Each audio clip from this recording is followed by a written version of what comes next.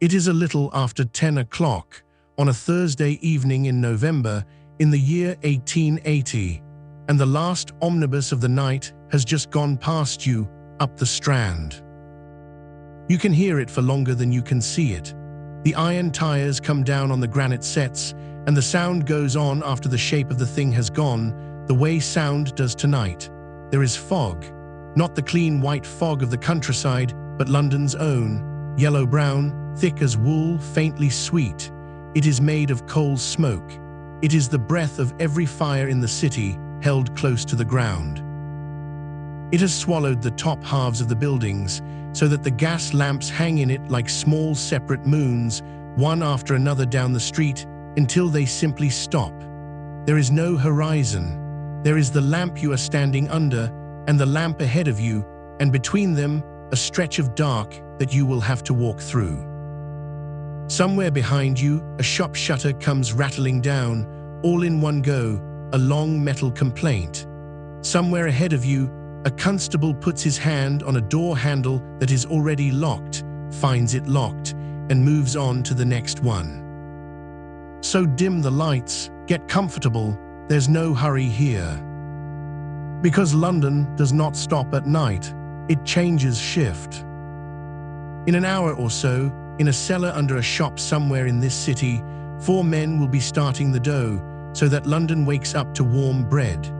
Before it is light, porters will walk in from the market gardens with the morning's fruit balanced on their heads, and a girl of 8 will buy watercress by candlelight so that she has something to sell when the light comes back. None of them will be seen. That is more or less the point of them. The city has arranged its night so that the work which keeps it alive happens while its face is turned away, and then it wakes at 7 and finds bread and fish and newspapers and clean streets, and does not ask. Tonight we are going to stay out in it, hour by hour, from 10 o'clock until the light comes back, and we are going to walk it with the man whose whole job, all night long, is to try the doors. If you would like more of these long nights in other centuries and no hurry in any of them, you can subscribe quietly. There's nothing else to do. Nothing is going to happen suddenly here. That is the promise. One thing before we start walking, because it changes the size of everything you are about to hear. The London of 1880 is not a town. Within the boundary, they used for counting a little over 100 square miles. There are nearly 4 million people. Not 4 million in the way we say numbers now, casually. 4 million people who all tonight need bread in the morning. And in November, this city spends about 2/3 of every day in the dark. The sun goes down before 4:30. It will not come up again until after 7. So the night we are about to walk through is not the whole of the darkness. It is only the middle of it, the part where nearly everyone has finally lain down. There is one more thing about the hour, and it is very new. 3 months ago, in August, Parliament passed a small act with a very dull name to settle a question nobody thought needed settling. What time is it, legally? Because Greenwich time was already being kept almost everywhere, the railways had seen to that, but it was not the law. So this winter, for the first time, when a church clock strikes 2 in London, it means the same thing as 2 anywhere else in the country. The hours we are going to count tonight have only just become official. It is a strange thought to hold while you fall asleep, that the clock itself was, in this year, still being agreed upon. 10 o'clock, in a station house, in a room that smells of wet wool and lamp oil, the night relief is being sent out. There are about 11,000 of these men in London now, spread across 20 divisions. 15 years ago, there were barely 6,000. The city grew, and the force grew after it, always a little behind. The man we are following has been dressed for the weather since before he left his lodging, because he will not be indoors again for a long time. Underneath, he has a long greatcoat. Over that, when it turns wet, an oilskin cape, which in this fog will go beaded and then slick, and will shine under every lamp he passes. On his belt he has three things: a baton, a lantern, and a rattle. Not a whistle. This is worth stopping on for a moment, because almost everything you have ever seen about Victorian policemen gets it wrong, and it gets it wrong by exactly 4 years.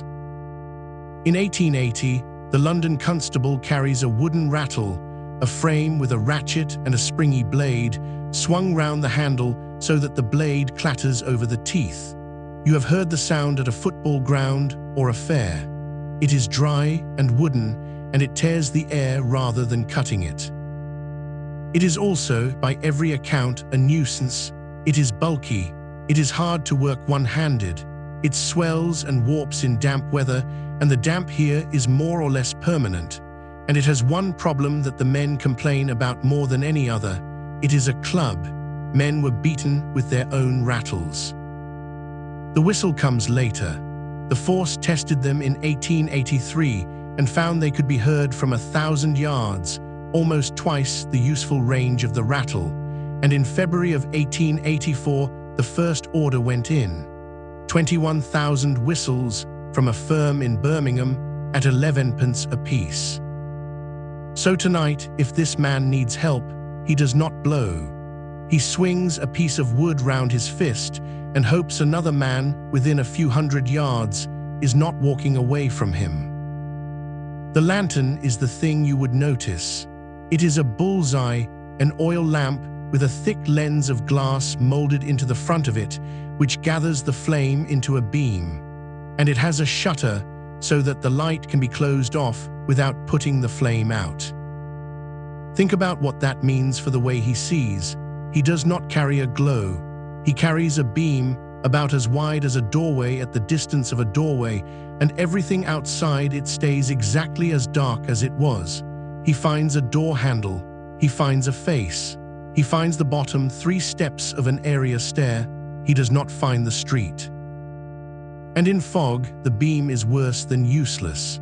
The light goes out from the lens, strikes 1,000 million particles of soot and water hanging in the air, and comes straight back at him. It does not light the fog. It shows him the fog. He can stand in a cloud of his own lamplight and see less than he did before he opened the shutter. He will spend a good part of tonight with it shut. His beat is about 2 miles. Night beats are shorter than day beats, and they are laid out so that he passes the same points again and again at something like the same interval all night. He is not going anywhere.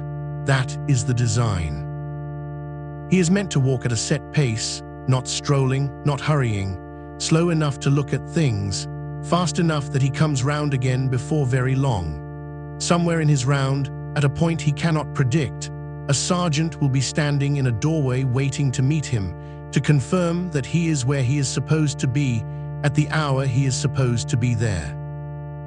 So the shape of his night is a circle. He walks it, and the city inside the circle gets quieter each time round.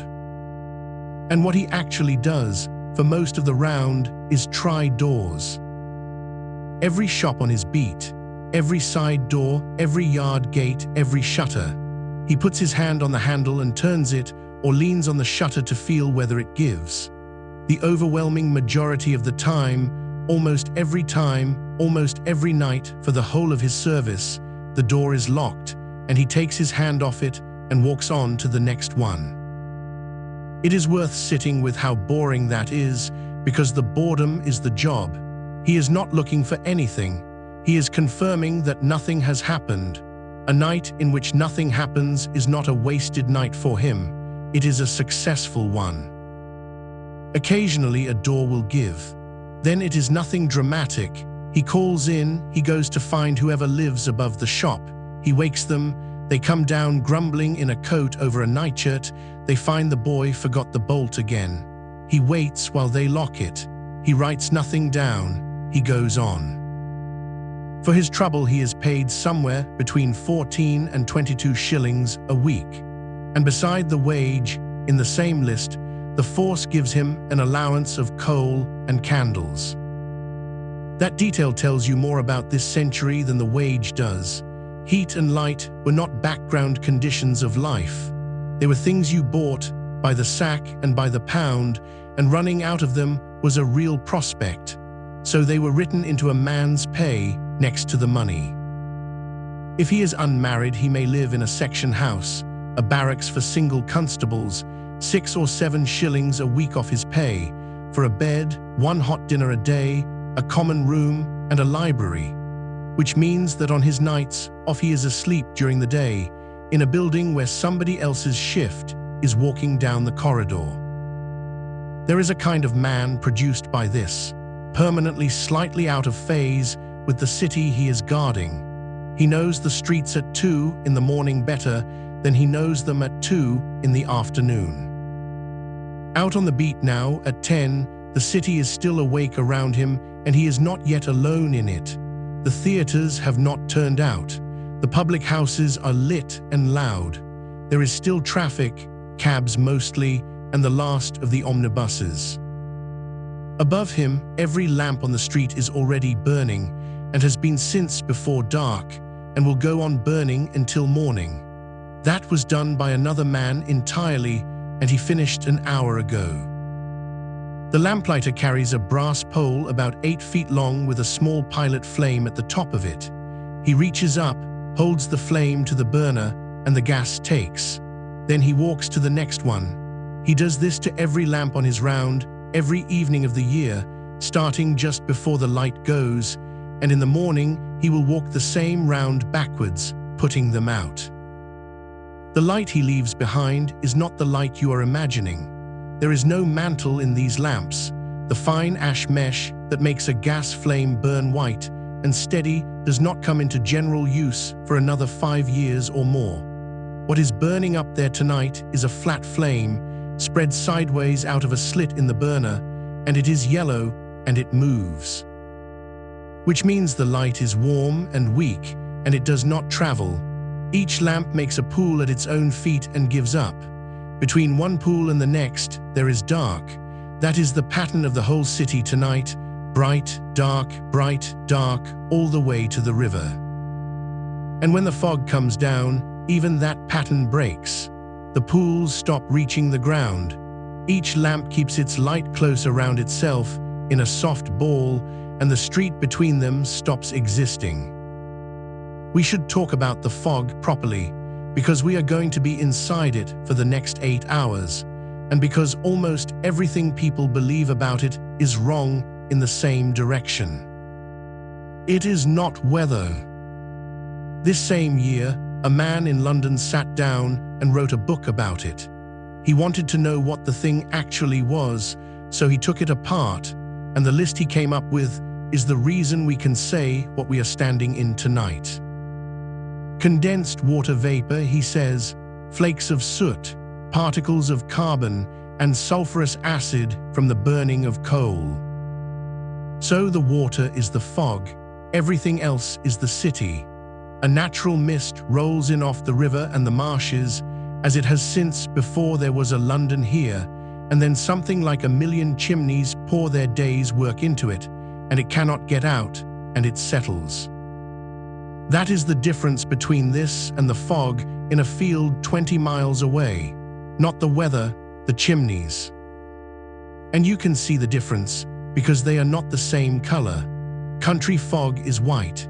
He writes that London's is brown or reddish yellow or greenish, and on the worst days simply a dark yellow, and at the very worst, at noon, a pitch-black darkness.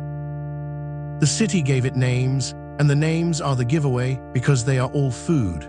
A pea souper after cheap yellow split pea soup, which is what the thick ones looked like, and a London particular, which was a joke borrowed from the wine trade, the way a merchant would keep a special vintage laid down for one customer.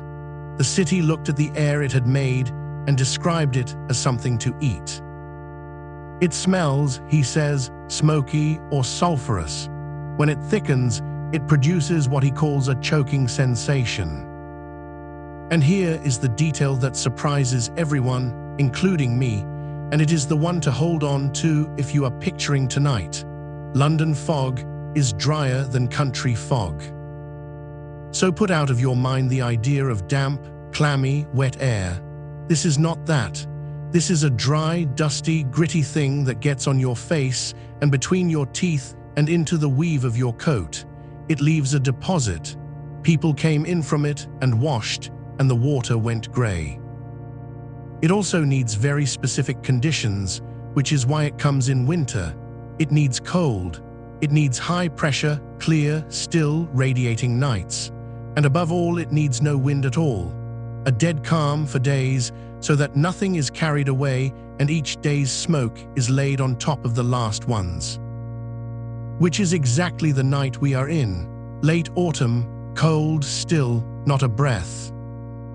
As for what you can see, at its very worst, he gives a figure of about 4.5 yards, 4 meters, objects invisible from one side of a narrow street to the other. People went along with a hand out, touching the wall, counting doorways, because the doorways were all they had. And there was one more thing it did, which our constable is about to be reminded of, and which no photograph can show you. Thick fog does not only hide things, it moves sound.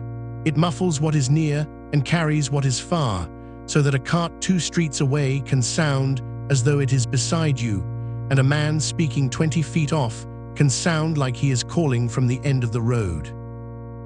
Now the part that has to be said carefully, because this is a video for falling asleep, and I am not going to dwell on it. This stuff killed people, not metaphorically.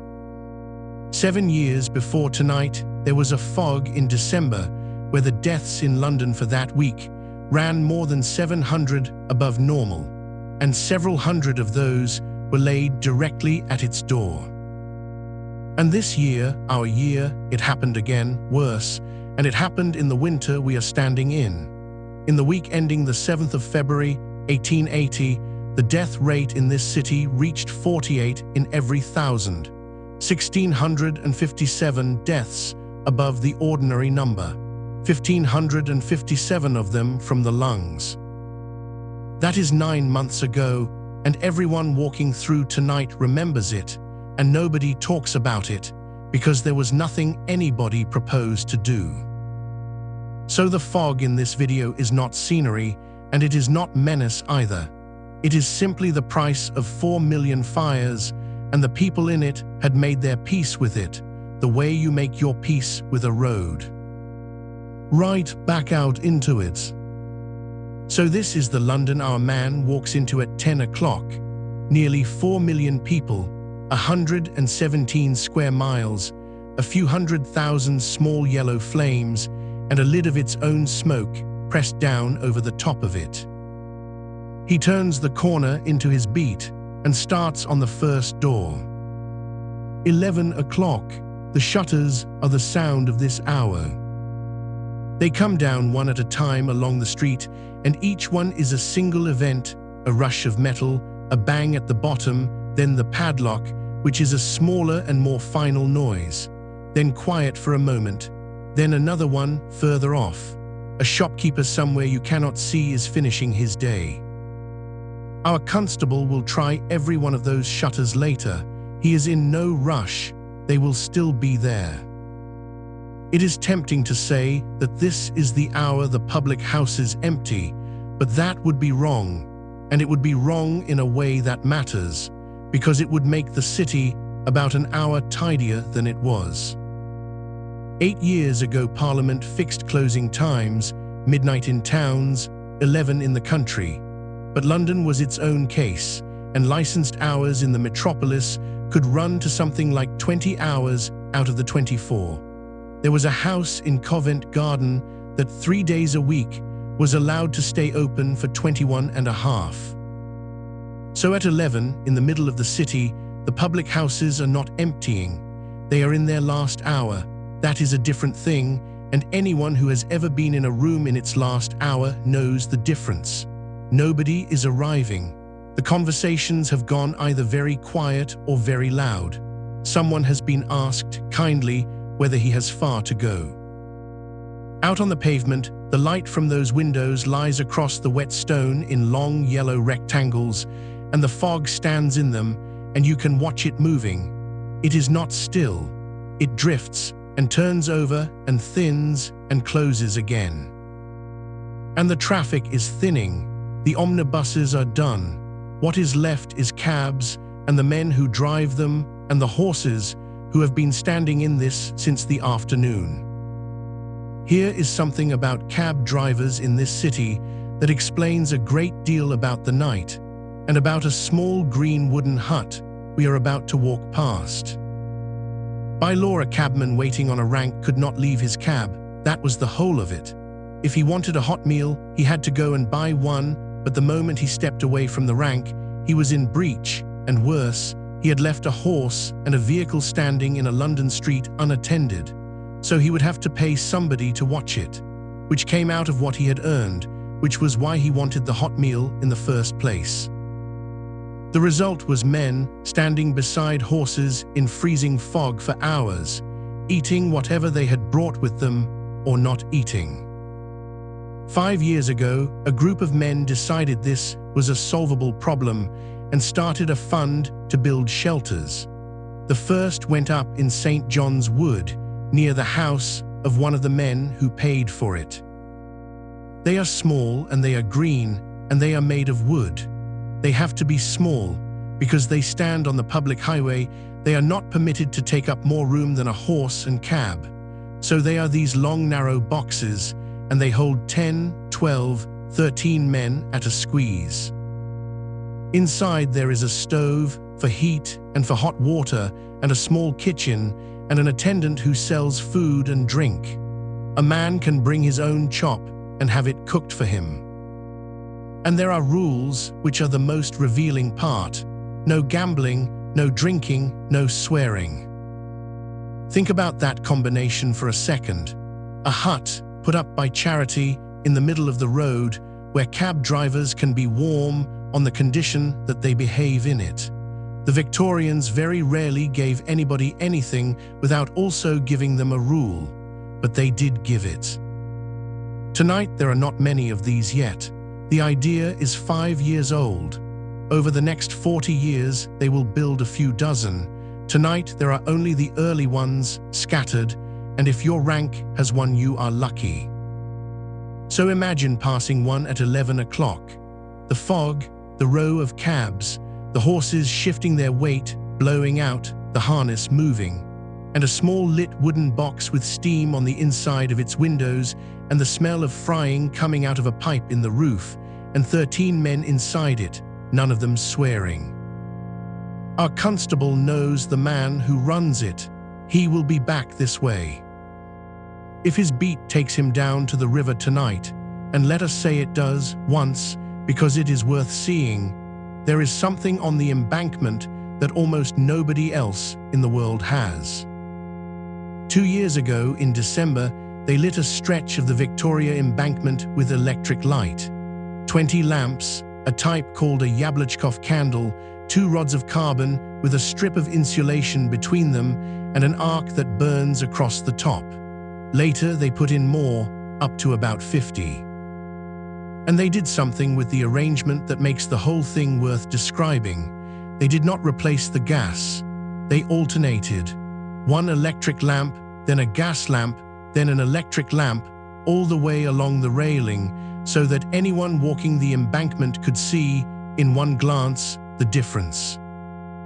So you get a piece of London where 2 different centuries are bolted to the same balustrade.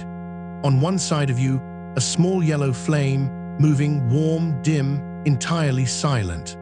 On the other, 4 feet away, a hard blue-white arc, sputtering and hissing, throwing your shadow 20 feet down the pavement in a color you have never seen a shadow be.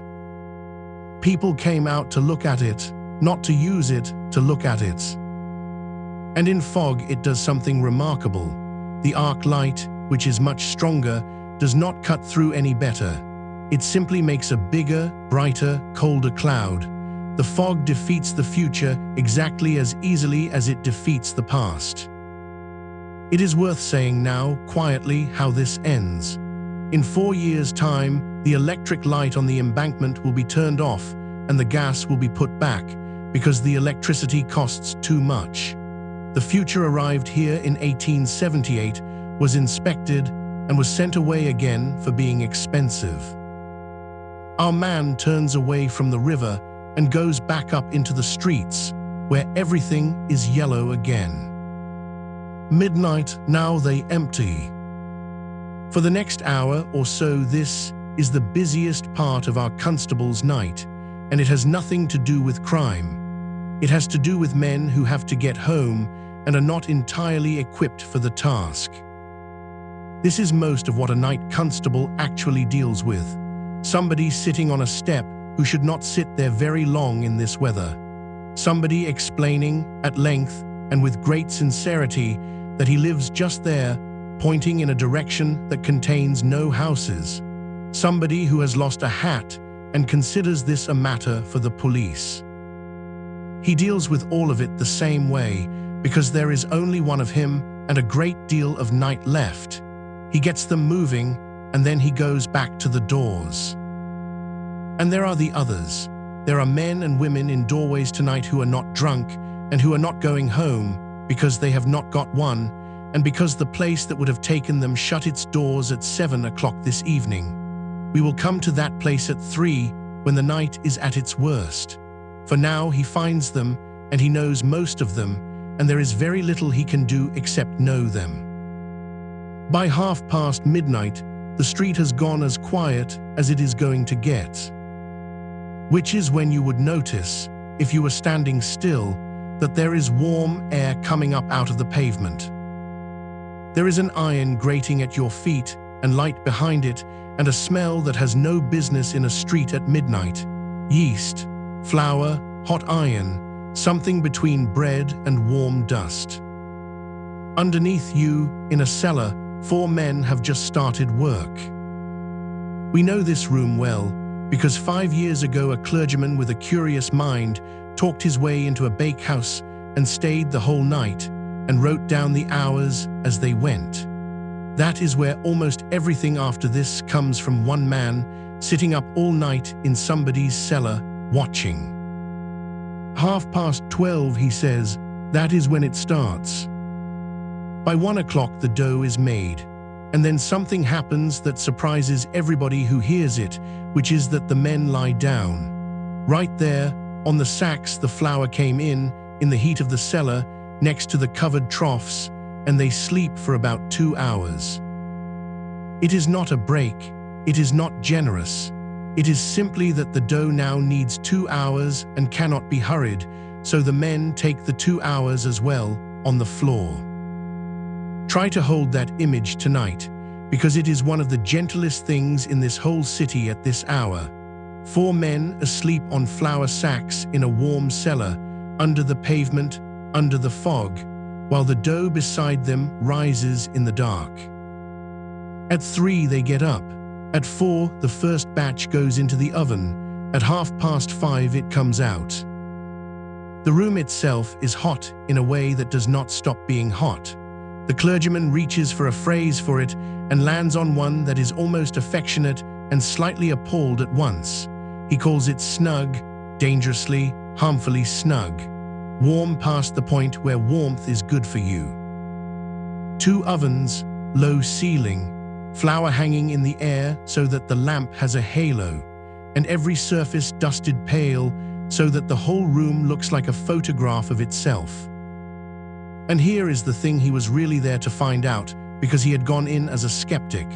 There was a campaign at the time about bakehouses, and it said, with justification, that these were terrible places. He went to check, and he found a trough so clean, he said, that you could have eaten your dinner off it. No filth, no sweat dripping into the dough, nothing like what he had been told.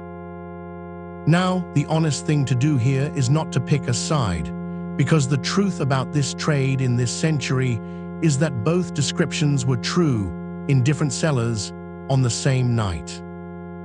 Because 18 years before that, a government inspector had gone through the bakehouses of London and written a report that is genuinely hard to read.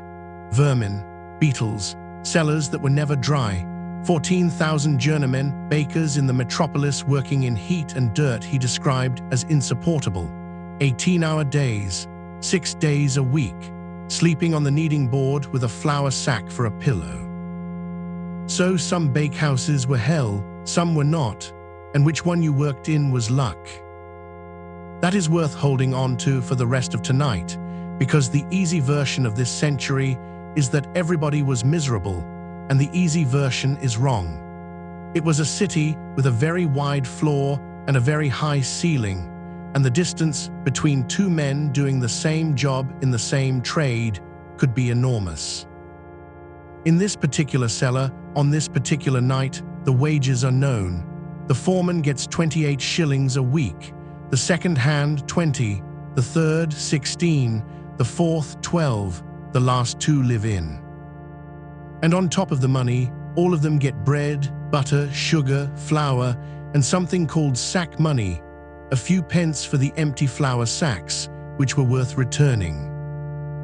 Compare that with the man walking above them, who gets between 14 and 22 shillings for standing outside all night in the fog. The policeman is not the rich one in this street. The bread these men are making will not be on anybody's doorstep at dawn. That is a thing films get wrong. The first batch comes out at 5:30 and it sits. The delivery does not go out until 8 in the morning, carried by 3 of these same men, who by then will have been at it for 7.5 hours. So when the city wakes up and there is bread, the bread has been finished for 2.5 hours and is only waiting for the city to be ready for it. Up at street level, our constable passes over the grating and feels the warm air come up around his boots and smells the yeast and thinks nothing of it at all, because it is there every night. That is the other thing about this city's night work. It was invisible to the people who benefited from it, and it was ordinary to the people doing it. Nobody involved thought any of it was remarkable. It is only remarkable from here. 1 o'clock, and at 1 o'clock, something changes in the way this city is guarded, and almost nobody has ever noticed it. In the busier parts of London, there were fixed points, places where a constable was always standing, so that if you needed one you did not have to find one, you only had to know where to go. A guidebook to London published the year before ours puts it very plainly. At these points, a constable may always be found, from 9 in the morning until 1 at night.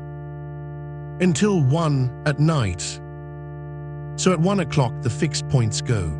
For the next 5 hours, the emptiest, coldest, darkest 5 hours this city has, there is no longer anywhere you can reliably go to find help. There is only a man walking a circle somewhere, and you would have to be lucky.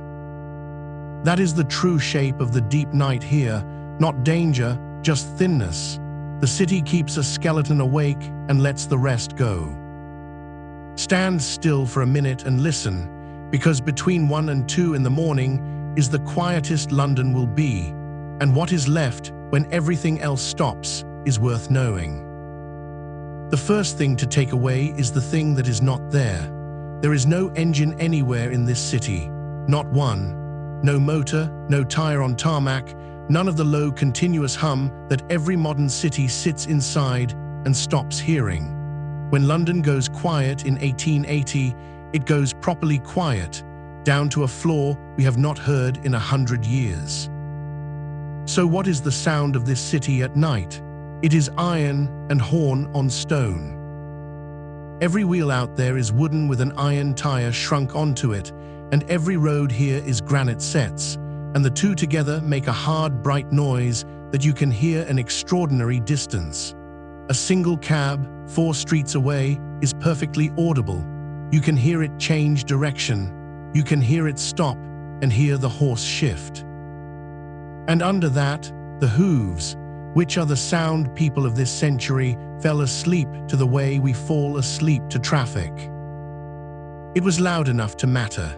When somebody in a house was very ill, it was common for straw to be laid down thickly in the street outside to deaden the wheels, so that a stranger walking along and finding straw underfoot knew, without being told, that someone behind one of those windows was seriously unwell, or dying, or being born. An entire message delivered by the road surface. Then closer in, the small sounds of our man's own trade. The measured step, the same pace all night deliberately, and the handles, a short dry rattle, a turn, nothing, and then the same again 40 feet along. That noise, repeated a few hundred times between dark and dawn, is probably the truest sound of a Victorian night, and nobody ever recorded it because nobody thought it was a sound at all. Further off there is water. If the beat runs anywhere near the river, you get the tide against stone every few seconds and bells on moored ships, and further down, fog signals. And over all of it, the hours. Church clocks, dozens of them all over the city, striking 1 and 2 and 3, not quite together. Because although Greenwich time became the law of the land 3 months ago, a great many church clocks had not been tolled and were a minute or two out and would stay a minute or two out for years. So the hour does not strike in London. It rolls. It starts somewhere east of you and passes over the city like weather, and by the time the last clock has finished, the hour is 30 seconds old. That is the metronome for the rest of tonight. Every section of this night ends with those bells going off raggedly across 4 million sleeping people, and then the quiet coming back down. Which is why the next thing matters as much as it does. Because there is one place, on many streets, that is warm and lit and open, and it is standing in the middle of the road. It is a coffee stall. Picture it properly, because it is one of the best objects in this century. It is built on a barrow, a handcart on springs, 2 wheels or 4, so that a man can push it out at midnight and push it home in the morning. On the top of it stand 2, 3, sometimes 4 great tin cans, each holding about 5 gallons. Coffee in one, tea in another, cocoa if he runs to it in a third, and underneath each can all night long charcoal is burning, not lit and relit, continually burning. The stall is, in effect, a small fire on wheels with drinks balanced on top of it. And around it, on most stalls, there is a screen, a clothes horse with a blanket thrown over it, set up against the wind. So what you are looking at, from 20 yards away in fog, is this: a low glow at knee height where the charcoal is, a lamp above it, and a blanket wall, an island about 8 feet across, with 2 or 3 men standing inside it holding hot tin mugs, and the whole of London gone to smoke around them. The grandest one anybody wrote down was in Duke Street, off Oxford Street. A big barrow painted bright green, 4 polished tin cans with brass plates on them, 3 oil lamps with brass fittings, and an oilcloth roof. A man had built himself a small brass and green shop out of nothing to sell coffee in the dark. The prices are known, and they are worth hearing as a list because they tell you what a night cost. Coffee, tea, or cocoa, a penny a mug. Half a mug, a halfpenny. Bread and butter or cake, a halfpenny a slice. A boiled egg, a penny. A ham sandwich, a penny or 2 for the good ones. And watercress, a halfpenny a bunch, which will matter to us later at 5 o'clock, more than it does now. A man in a good position said he took 30 shillings in a single morning, all of it in halfpennies. But that was a boast about the best day, not a description of the ordinary one. A stall-keeper's week was about £1. There were 2 kinds of stall, and they served 2 different nights. Some went out at midnight for the people who were still up. Others opened at 3 or 4 in the morning for the people who were getting up. Between them, they covered the whole of the dark. And now the detail that ties this stall to the man we are walking with. When the journalist who recorded all this asked about thieves, whether the stalls attracted them, whether it was dangerous work, the answer was flat and practical. Thieves do not resort to the coffee stalls, not because the stall-keeper was formidable, because the stall was standing in the open, under a lamp, in full view of the policeman. Which makes the stall the one place on the beat where our constable is not walking, He stops here. The stallkeeper knows him. The coffee is a penny for anyone, including him, and he pays it. And the two of them stand there for a few minutes in the middle of the road with the blanket at their backs, not saying very much, and then he goes back to the doors. I want to be careful about where this description comes from, because it is not from tonight. Almost everything we know about the street trades of London in this century comes from one man, working 30 years before the night we are walking through. He went out and found these people, the stall-keepers, the sellers, the finders, the sweepers, and he asked them questions, and then he did the thing nobody had done. He wrote down their answers in their own words, at length, and printed them. It is a strange and enormous piece of work. It is also, in places, unreliable, and it is certainly out of date by tonight. Prices had shifted, trades had died, the sewers had been built. But it is the only reason we can stand at this stall at all. Without it, the whole of the night trade of London would be a blank, and we would only have the city's daylight version of itself. So what he wrote is the middle of the century, and tonight is 1880. The stall is still there, the blanket is still there, the charcoal is still burning, some of the prices have moved. That is the honest position. There is one more thing about the coffee, and it is the reason the stall exists at all. You would expect, from everything you have heard about this century, that the thing being drunk in the street at 1 in the morning would be gin. It is the standing image, the gin palace, the ruined family, the whole 18th century nightmare carried forward. But that nightmare belongs to the 1750s, not to now. What London actually drank was beer, and beer and spirits together made up about 9/10 of all the alcohol consumed. And the interesting part, the peak has just passed. 4 years ago, in 1876, beer consumption reached the highest figure of the entire century, something like 34 gallons a year for every person in the country. From here, it starts to fall. While at the same time, quietly, something else was climbing. At the start of the century, a person drank about a pound of tea a year. By the end of it, nearly 6. The temperance movement was pushing tea deliberately as the thing you could have instead. So the coffee stall is not a piece of scenery. It is the front line of an argument about what people should drink, and it is winning, 1 penny mug at a time, in the fog, at 1 in the morning. The constable finishes his, the stallkeeper takes the mug back and puts it in a bucket, and the beat starts again.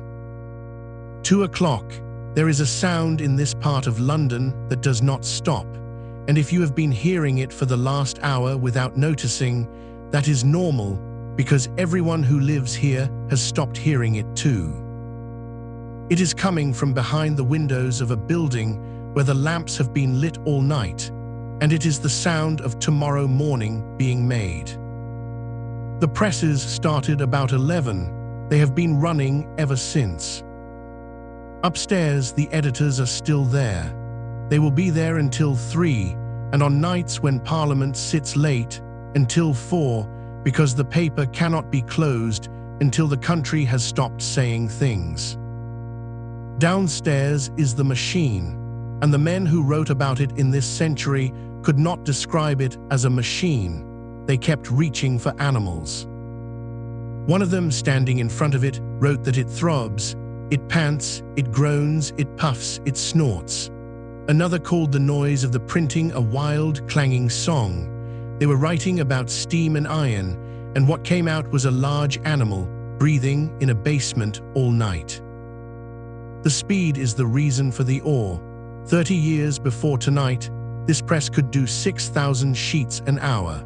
Then 10,000. By the 1850s, a man watching it put the figure at 12,000 an hour and clearly did not entirely believe himself. And it never stops, except once or twice a night, and the reason it stops is the best detail in this whole building. The press is halted for a few moments only for the insertion of some late dispatch from the continent. A telegram has come in from Paris or Vienna or Berlin. Something has happened in Europe in the last 20 minutes. And so this vast breathing thing in a London cellar is brought to a stand in the middle of the night, and men reset a few lines of metal, and then it starts again. For those few moments, the building goes quiet, and everybody in it can suddenly hear the other sounds, the gas jets, someone's boots on the iron stairs, and then the noise comes back over them like water. 200 to 300 people work in this building through the day and the night, and the compositors, the men who set the type, letter by letter, out of a case, by hand, at speed, reading upside down and backwards, were paid by the character. Not by the hour, by the piece, by the letter and the space. So a compositor's night was money accumulating one glyph at a time, and a paper that ran long was a good night, and there is a particular kind of tiredness that comes from being paid that way, which is that you cannot afford to slow down, ever, and you know exactly what each minute of daydreaming cost.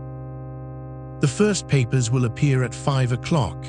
They will be folded by porters and taken out to the door, where cabs and carts and light traps are already waiting to run them to the railway stations, so that a man in a town 100 miles away can read at breakfast what a man in Westminster said at 1 in the morning.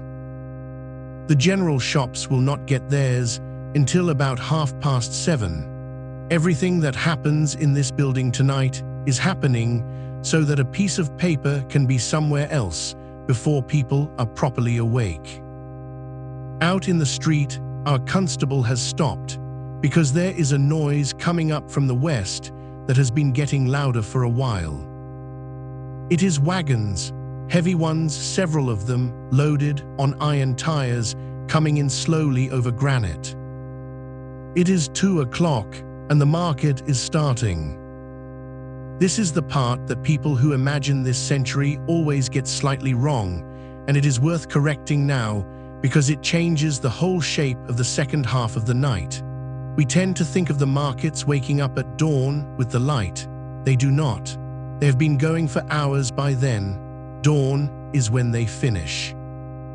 The earliest carts for the great fruit and vegetable market roll in from about 2 in the morning. Somebody standing on the rise at Piccadilly in the small hours could watch the first flood of the day's produce coming into the city while the rest of it slept.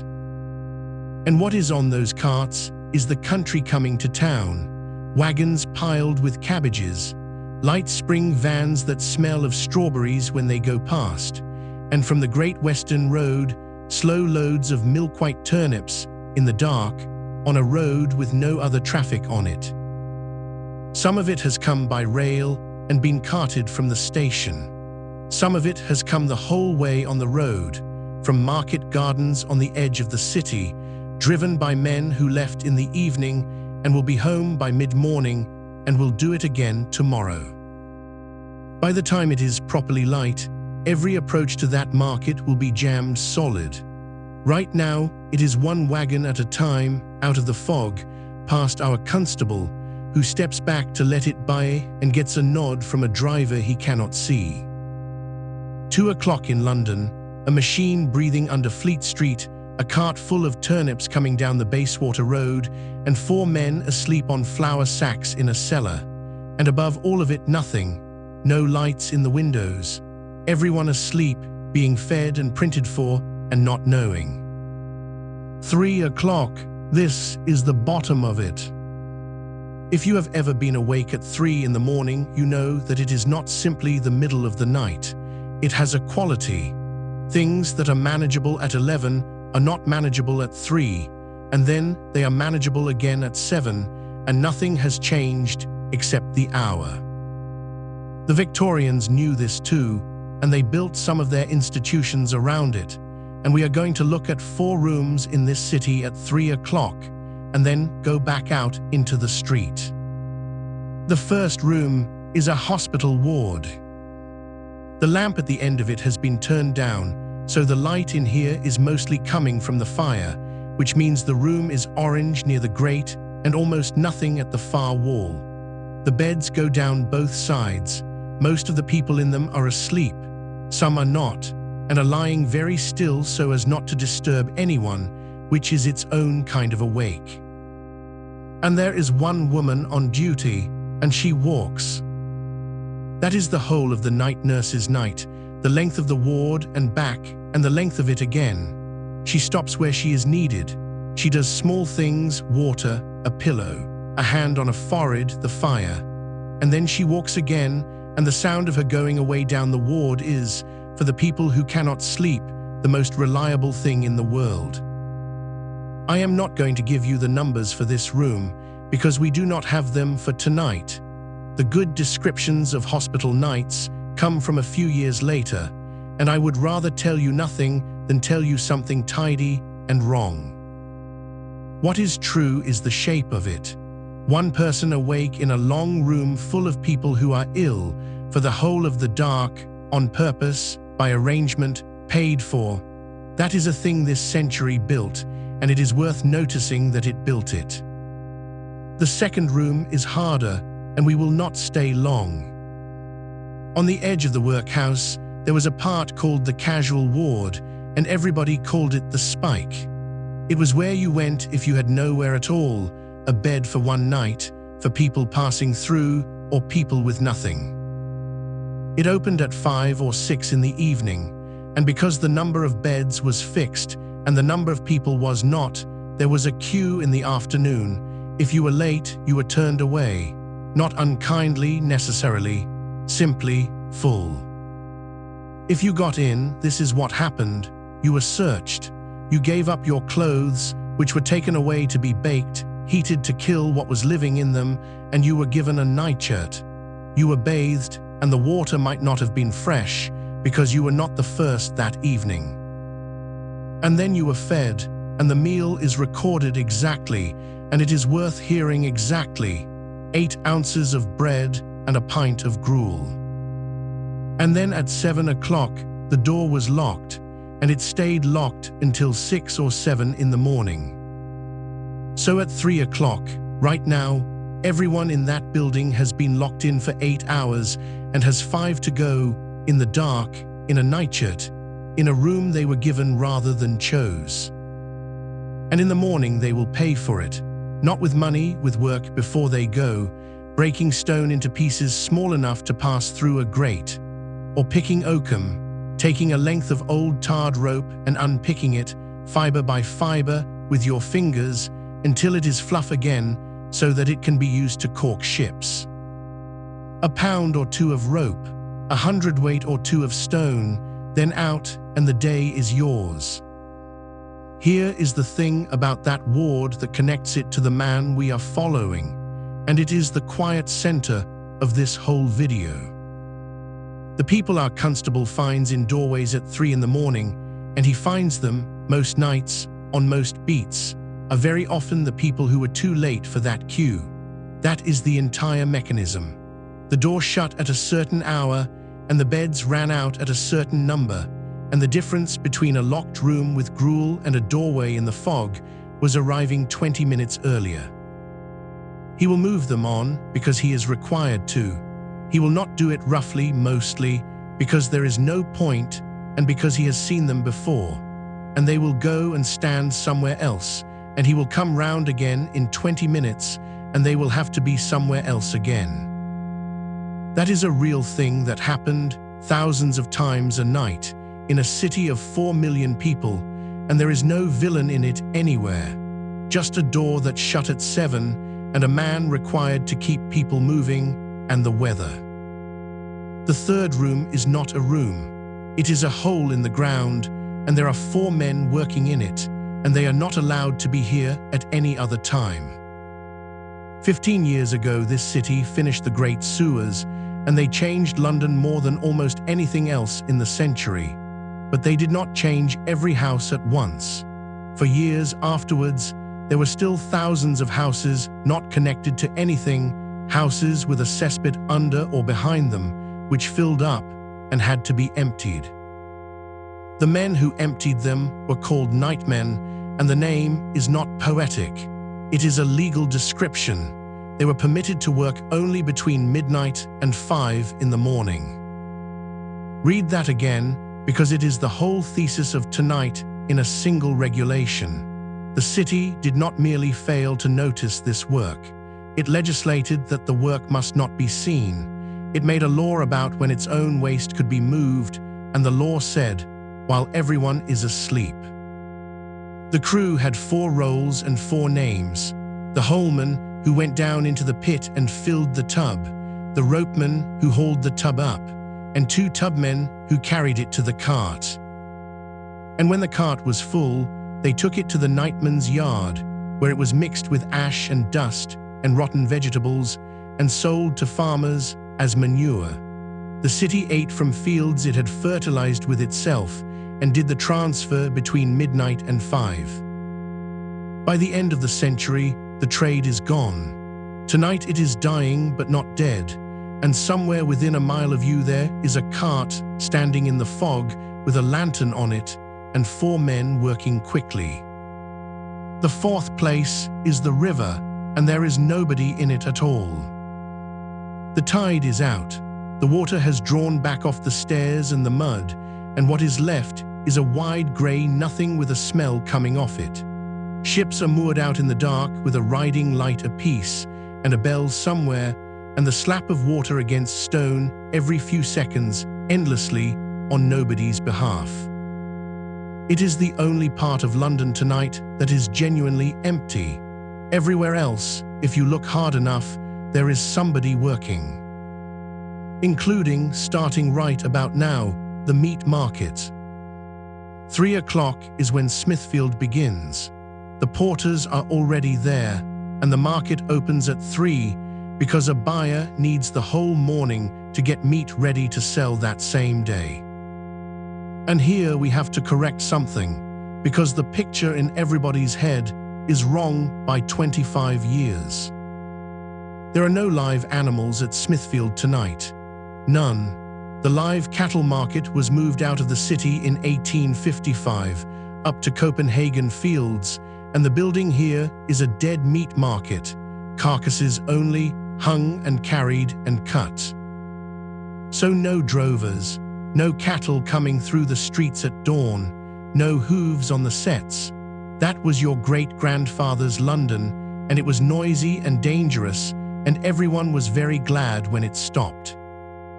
What there is instead is men called bummeries, hauling barrows and trays of meat for the salesmen.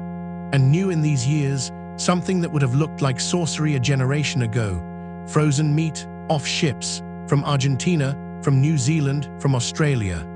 Carcasses that crossed the world hard as wood and are being carried into a London market in the dark, in November, by men in aprons.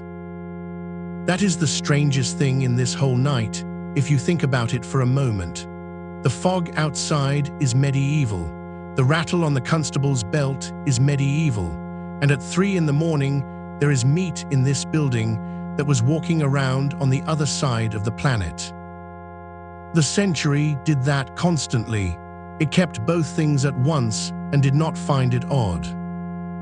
4 o'clock, and if you take one fact away from tonight, let it be this one, because it is the one that rearranges everything. The markets do not wake up at 4. At 4 they are already well into their day. Here is the true order of it, and it runs backwards from what you would guess. From 2, the fruit and vegetable wagons. At 3, the meat market opens. At 4 now, the fish auctioneers are sitting in the public houses around Billingsgate, going over what has come in overnight and settling what it will fetch.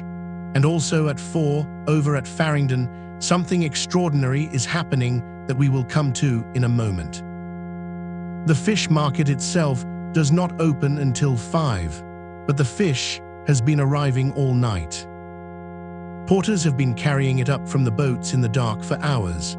It comes 2 ways now, some by water, as it always has smacks and steam carriers from the North Sea, and a great deal by rail, packed in ice, from Grimsby and Yarmouth, in wagons that run down through the night so that it can be on a London slab by breakfast. There are something like 1,100 licensed porters at that market. You knew one by sight, a leather hat, and a numbered brass badge, and you knew them by the way they moved because they carried the fish on their heads. Not in their arms, on their heads in trays and baskets, walking upright through a crowd all night in the cold, in the wet. When the market opens at 5, there is a bell, and then a sound that a visitor tried to describe and gave up on, and settled for saying that the din of the shouting salesmen is bewildering. This market's language was so notorious that the name of the place entered English as a word meaning foul, unrepeatable speech. Billingsgate. It is one of very few markets anywhere to have become an insult. And the smell, which everyone mentions, and one visitor called a dirty, evil-smelling, crowded precinct, thronged with people carrying fish on their heads. He meant it as a complaint. It reads now like a photograph. Over at the fruit market, the carts that started at 2 have become a jam. And here is the single best image anyone left us of this city at night. A man watching the porters wrote that columns of empty baskets 12 feet high seem progressing through the crowd of their own motion. 12 feet, stacked on a man's head and shoulders, so tall that from any distance you cannot see the man, and what you see instead is a tower of wickerwork moving steadily through a crowd, apparently by itself. Several of them, in lamplight, in fog. And they did not collide, because the men underneath had been doing it for years and could feel each other coming. By 6, this market will be at its fullest, when the street sellers arrive to buy their stock for the day. Among them will be flower girls changing what little money they have into something they can sell, a day's trading capital, handed over at dawn, with everything riding on it. And through all of this, our constable is still walking his 2 miles, still trying doors on streets that are now busier than they have been since midnight, and none of it is his business. Market porters are not his problem. He steps around them. He tries the next handle. Now Farringdon, at 4 in the morning, in the spring, and this is the picture I would like you to carry into the last hour of this video. Between 4 and 5 o'clock, at that market, there were sometimes 400 or 500 watercress sellers standing in the same place at the same time. 400 or 500 people, in the dark, in the cold, pushing towards the same bundles.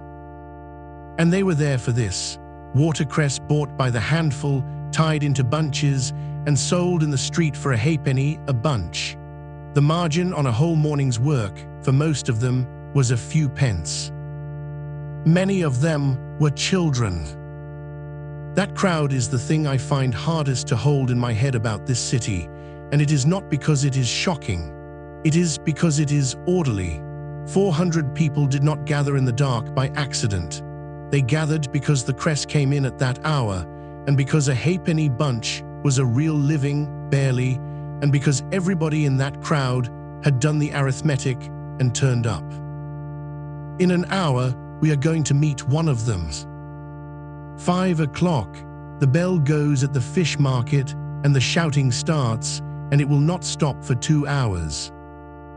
At the newspaper office, the first copies appear and are folded by porters and taken out to the waiting carts. In the cellar under the pavement, the first batch of bread comes out of the oven. It will sit there for 2.5 hours before anybody delivers it.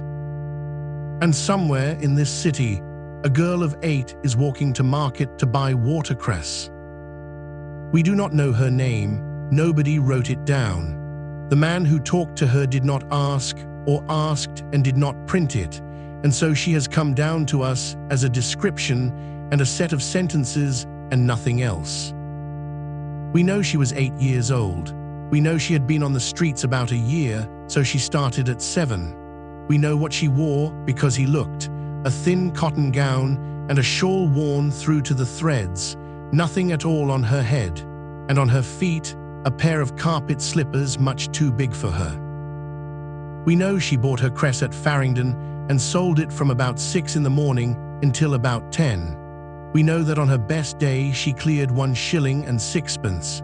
She had spent 6pence and come home with 1 shilling of profit, and that an ordinary day was 3pence or 4pence. And we know she gave all of it to her mother, and that when she said so, she said it like this: "I always give mother my money, she's so very good to me." Her cry in the street was 4 bunches a penny, water creases. In cold weather people would not buy, and she knew their excuse and repeated it: "They'll freeze our bellies." Her breakfast was bread and butter and tea. Her supper was bread and butter and tea, meat on a Sunday. And when somebody offered her a hot dinner, she did not want it, and explained, reasonably, that she was not used to it, and it made her sick. The man interviewing her asked her about the parks, whether she went, whether she played there, and she said, "The parks, where are they?" And then she said the sentence that has outlived everybody involved. She said, "I ain't a child, and I shan't be a woman till I'm 20. I want to be careful here, because it would be easy to use her, and she has been used a great deal." She said that in about 1850. Tonight is 1880. She is not 8 anymore. If she lived, she is nearly 40, and she has grandchildren perhaps, and she is asleep somewhere in this city right now while we walk past. The child in that interview is 30 years gone. But the trade is not gone. There were 400 or 500 people in that market at 4 this morning, and a proportion of them were children, and one of them is 8 years old tonight, and we do not have her interview because nobody was there with a notebook. So the honest way to hold this is, we have one girl's voice from 30 years ago, and it stands in for a crowd we cannot hear at all. And the reason she gets the best few minutes of this video is not that she is the saddest thing in it. It is that she is the clearest. Every other person we have met tonight was doing a job the city had arranged. She was doing a job the city had simply left lying there, and she picked it up at 7 years old and did the arithmetic and made 3pence. By 5:30, the character of the streets has changed, and you can feel it before you can name it. It is not lighter. It will not be light for another hour and a half, but there are more people, and the people are all going the same way, and they are walking with the particular gait of somebody who has to be somewhere at 6. These are the earliest workers. They have no cabs and no omnibuses at this hour, and would not use them if there were. They walk, and some of them walk a very long way, and this is simply what going to work meant for most of this city. Milk is on the move. The first carts of it are coming in, and it will be sold from the churn, ladled into whatever jug is brought out. And the coffee stalls have changed hands. The midnight stalls have gone home. The morning stalls are opening, the same barrows, the same 5-gallon cans, the same charcoal, but a completely different clientele. At 1 in the morning, the stalls served people who had not been to bed. At 5:30, it serves people who have just got out of it. Nobody at the stall now is the sort of person who was at it 4 hours ago. Our constable notices this because he has watched the changeover several hundred times. It is the surest sign that his night is nearly done. He has been walking for 7 hours. He has tried by now several hundred doors.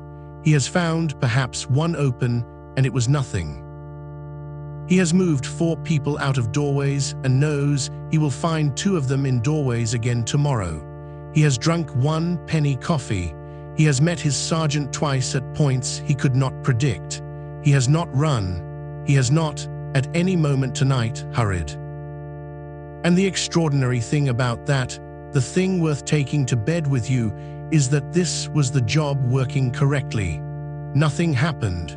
Night after night, for a whole career, nothing happening was the outcome the whole system was built to produce. We remember the nights when something happened, because those are the ones that got written down. There were about 11,000 of these men, and every one of them walked several hundred nights of nothing, and the nothing is the real history. 6 o'clock. The relief is coming to an end, and there is still no sign of the sun, because this is November and the sun is not due for well over an hour. What there is instead is a change in the fog. It does not lift, it goes grey. All night it has been brown and yellow because everything it was carrying was lit from underneath by gas. Now, somewhere above the roofs, there is the first grey in the sky, and it comes down into the smoke, and the whole city turns the colour of a wet newspaper. And into that, out of a side street, comes a man with a long brass pole, walking the round he walked last night in reverse. He reaches up, he turns off a lamp, he walks about 30 yards, he turns off the next. It takes him a long time, and behind him the street goes out one section at a time, and ahead of him it is still lit, so that for an hour there is a moving line across London where last night ends. Watch that for a moment, because it is the shape of the whole thing. Nobody switched off London. A man walked it off, lamp by lamp, at 3 miles an hour, the way he had walked it on. In a house on the street, he has just darkened. In the kitchen in the basement, a girl of about 16 has got up, and she is the first person awake in that building by a considerable margin. She is what the census would call a general servant, and what everybody else called a maid-of-all-work, housemaid, nursemaid, parlour-maid, and when required, cook. Everything except the laundry, and sometimes that too. In a house with one servant, she is the servant, and the house's entire comfort passes through her hands. She is paid a few pounds a year, and her bed, and her food. And her first task of the day, before anything else, before she is properly awake, is the fire. She takes out yesterday's ash. She lays and lights the kitchen range. She lights the copper for hot water, and only then does anything else in that house become possible. No washing, no tea, no breakfast, no warm room, until she has done it. The first act of the day, in every house in this city, is somebody making heat and light by hand. That was true in the biggest house in the square, and in the one room at the end of the court, where 6 people slept. And it is the last thing I want to leave you with about this century, because we have quietly stopped doing it and forgotten that anybody ever did.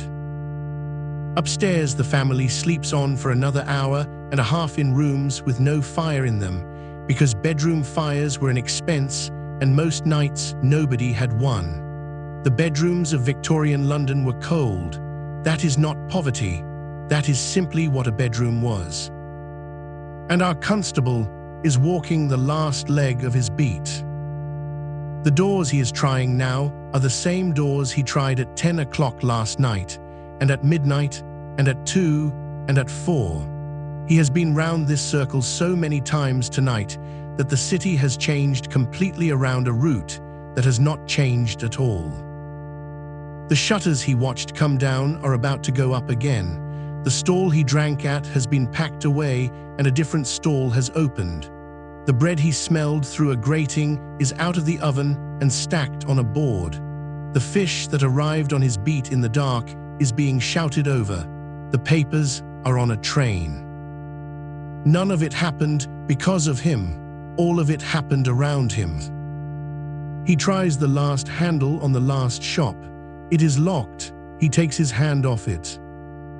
And then he walks back to the station and gives up the night, and the day relief goes out past him into a city that is filling with people who have no idea what has been going on out here. That is the thing, not that the night workers were unlucky or heroic or pitiable. Some of them were, and some of them were perfectly content, and most of them were simply at work. The thing is that they were invisible on purpose. The nightmen were legally required to be invisible. The bakers were underground. The porters were finished before the shops opened. The compositors were paid to make an object that would appear on a doormat with no fingerprints on it. And the constable's greatest professional success was that you slept through his entire shift without ever knowing he passed your door 8 times. A city of 4 million people had built a whole second population to run itself through the dark, and then arranged the timetable so that the two populations would rarely have to look at each other. It is 7:15 now, and the sun is up somewhere behind all that smoke, and you would not know it except that the grey has got slightly brighter. The lamps are out, the market is emptying. In the cellar, 4 men have another 2 hours of work before the bread goes anywhere. Somewhere a girl is standing on a corner with a basket of watercress and about 4 hours ahead of her. And several thousand people who worked all night are, right now, going to bed, into rooms with the curtains drawn against a morning they will sleep straight through. Their night is ending exactly where yours began.